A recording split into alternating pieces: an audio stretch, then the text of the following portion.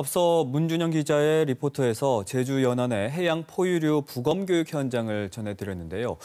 이 교육에 직접 참여하고 있는 전문가와 함께 좀 더 자세하게 이 문제 살펴보겠습니다. 자, 오늘 이 자리에는 제주대학교 해양과학대학의 김병엽 교수 나오셨습니다. 안녕하십니까? 네, 안녕하십니까? 네, 어서 오십시오. 자, 어제부터 제주 해역에서 이 폐사체로 발견되는 해양 포유류의 부검 교육이 시작이 됐는데 이 교육에는 어떤 기관에서도 어떤 분들이 참여하고 있습니까? 예, 지원은 해양수산부에서 이제 하고 있고요. 제주대학교와 이제 서울대학교 수의학과 그리고 이제 국내 수의학과 대학 본과 학생 대상으로 이제 26명이 참여했고요. 총 30명이 참여했습니다. 해양수산부의 지원을 받아서 예. 진행되는 예. 교육이고 지금 진행 중인 교육을 포함해서 올해 2차례에 걸쳐서 모두 20개체의 해양 포유류 폐사체를 부검한다라고 들었거든요. 그럼 지금까지 몇 개체 정도가 부검이 됐고 또 이 과정에서 어떤 눈여겨볼 만한 결과가 나온 게 있을까요? 예, 일단은 20개체가 이제 부검이 진행되는데요. 이제 올해 이제 1차, 2차로 이제 나눠서 이제 진행됩니다. 오늘은 일단 3개체인데 이 3개체 중에서 이제 남방 큰돌고래 개체 1마리, 그다음에 이제 상갱이 개체가 2마리가 있었는데요. 여기서의 특이한 사항은 상갱이가 이제 뱃속에 새끼가 있는 채로 이제 폐사되었고요.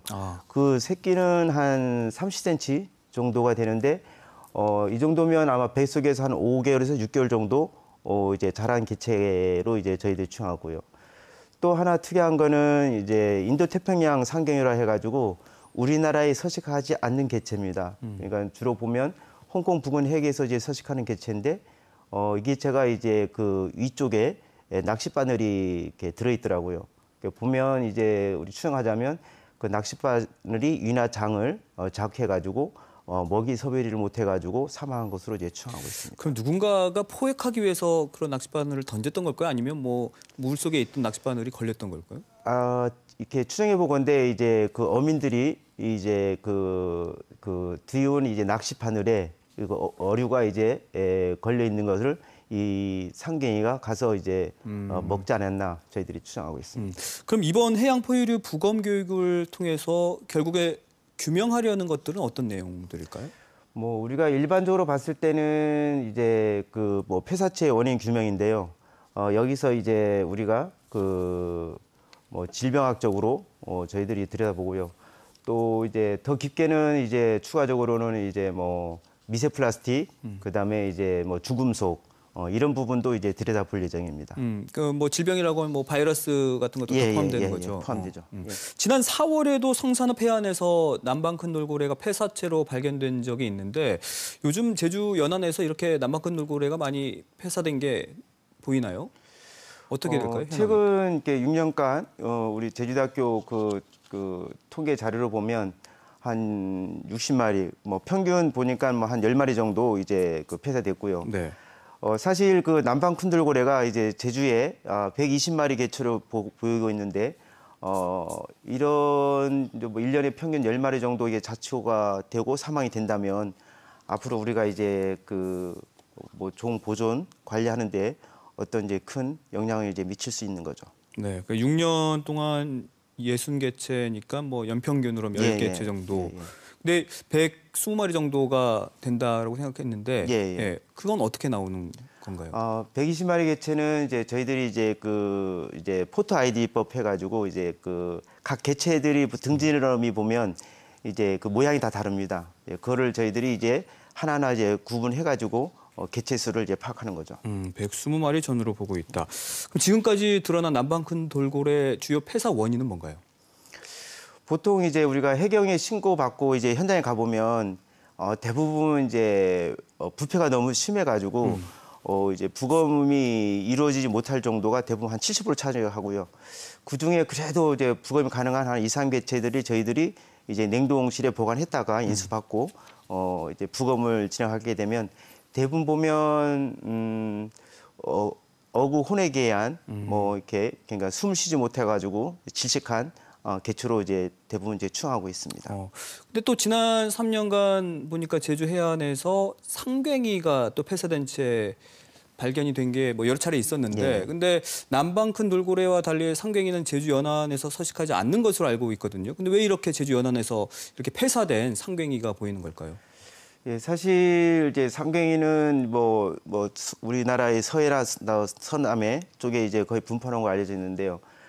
근데 뭐 최근에 이제 보면 한 최근 3년간 보면 한 평균 한 50마리 1년에 하면 또 올해 한 6월까지 기준했을 때 한 30마리면 이 폐사체가 계속 증가하고 있거든요. 이런 상황을 봤을 때 보면 추자와 제주도 사이에 섬들이 있어가지고 어떤 이쪽 부분에서 이제 먹이 활동을 하면서 이제 어떤 어업에 의한 혼액 사망이 있는 것으로 저희들이 추정하고 있습니다. 그럼 상갱이도 남방 큰 돌고래처럼 약간 부패가 심한 상태에서 발견이 되나요? 그래도 이렇게 보면 상갱이 같은 경우는 뭐 어린 개체라든지 뭐 이렇게 임신한 개체들이 이렇게 보면 비교적 깨끗한 개체들이 이제 많이 있거든요. 왜냐하면 멀리서 죽었다, 먼 지역에서 핵에서 죽었다면 제주까지 떠밀려오는 기간이 이제 길기 때문에 폐사체들이 이제 그러니까 부패가 심한 개체들이 있는데 이런 깨끗한 개체들을 보면 이제 제주 주변에도 이제 상갱이가 이제 서식하고 있지 않나 하고 저희들이 이제 지속적으로 이제 모니터링을 또 하고 있습니다. 이런 게 다 기후 온난화 때문이라고 봐도 될까요? 사실 이제 기후 온난화의 이제 영향도 있을 수 있죠. 왜냐하면 지금 보면 이제 상갱이 임신 개체라든가 이제 어린 개체들이 이제 폐사체들이 이제 보면 이제 우리 제주 주변에 보면 이제 겨울철에는 풍반 어장이 형성되고 또 이제 그 수온이 따뜻하다 보면 이 상갱이들이 출산, 육아 어떤 이런 활동을 하려고 이제 제주 주변으로 많이 모이다 보니 제주와 추자 사이에서 이제 이러한 그 상황이 많이 발생하기 때문에 어떠한 이제 어업과 이제 해양 포유류 이 관계도 아마 우리가 이제 한정동 공간에서 이루다 보니 어떤 이제 어업과 이제 상갱이들도 이제 먹이 경쟁 이제 어떤 이런 상황으로 봤을 때는 아마 이제 이 혼행률도 아마 이제 지속적으로 이제 증가하지 않을까. 그러니까 이런 부분도 아마 그러니까 기후 변화에 따라 어장이 변하면 이 해양 포유류들도 먹이 따라 움직이기 때문에 생태 분명 변화가 있겠죠. 영향이 있을 걸로 봅니다. 요즘에 또 그 배를 타고 해상에서 돌고래 무리를 보는 관광이 인기를 모으고 있습니다. 그런데 이게 선박이 너무 돌고래에 근접하다 보니까 이런 상황들이 자주 목격이 되면서 환경단체에서 문제로 제기도 했었는데 이건 어떻게 보세요? 예, 사실 문제는 좀 이제 심각한 편이죠. 왜냐하면 이 남방 큰 돌고래가 제주 연안에 이제 거의 붙어서 살기 때문에 수심이 거의 한 5m 쪽으로 이렇게 서식하고 있는데 이 지금 그 선박 관광하는 이 형태를 보면 이 선박의 형태를 보면 지금 고래를 포획하는 나라 이제 페루제다라든가 일본 다이치에서 돌고래를 이제 생포하는 그 수법과 형태가 똑같습니다. 이런 상황으로 봤을 때 선박과 선박이 이렇게 일정 간격이 있을 때 그 선박 소음이 고래들에게는 보이지 않는 하나의 벽이나 그물로 이제 인식을 하게 되죠. 그러면 이제 점점 이제 그 가까이 오게 되면 고래들은 코너로 물리게 되면 어디 암초라든가 또 어디 임신한 개체 같은 경우는 거기서 이제 충격을 인해가지고 유산이 될 수 있고 출산했을 때 난산이 될 수 있는 어떤 이러한 부분이 이제 많이 이제 작용하고 있죠. 그래서 2017년에 해양수산부에서 남방 큰 돌고래 관찰 가이드 지침이 내려와서 지금 시행되고 있는데 이게 현장에서는 잘 지켜지지 않는다 하더라고요. 사실 그 지침은 아마 전 세계적으로 일반적으로 다 이렇게 사용되고 있습니다. 사용되고 있는데 요 방법이 지금 제주에 있는 남방 큰 돌고래에 적용하기는 좀 맞지 않다. 왜 그런가요? 왜냐하면 이제 외국에서 사용하는 거는 이제 넓은 바다에서 이제 예를 들면 넓은 바다에서 거리를 50m로 하면 빠져나갈 공간들이 많거든요. 일반 고래들이. 근데 제주 같은 거의 연안에 붙어서 있기 때문에 아까 같이 선박들이 조금 더 자기 선박들이 이제 관광객들에게 뭔가를 더 보여주고 싶어가지고 점점 안쪽으로 오다 보면 고래들은 코너에 몰리게 되고 여기서 이제 발생하는 스트레스가 고래들에게 굉장한 이제 위험 요소가 이제 미치고 있죠. 이것도 그럼 분명 보완이 필요한 부분이겠네요. 예, 그래가지고 이제 제가 이제 그 도에다가 이제 그 보고서 하면서 제안서를 냈는데